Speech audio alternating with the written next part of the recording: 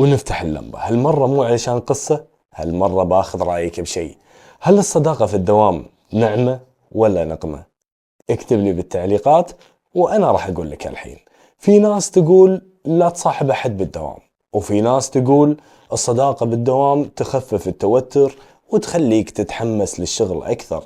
بس خلي أقول لك الصح، الصداقة في الدوام مفيدة إذا كانت تعطيك دعم نفسي، تحسسك أنك أنت مو لحالك، حتى الشغل يصير أخف. لكن إذا صارت فيها غيرة أو كلام ناس أو أحد يتدخل في شغلك، تصير عبء وتضرك أكثر من ما تنفعك.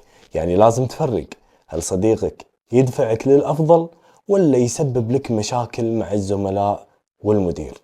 الصداقة ترى حلوة، بس لازم تكون بحدود. شاركني رأيك، هل عندك صديق بالدوام؟ وهل ندمت ولا لا؟ اكتب لي بالتعليقات.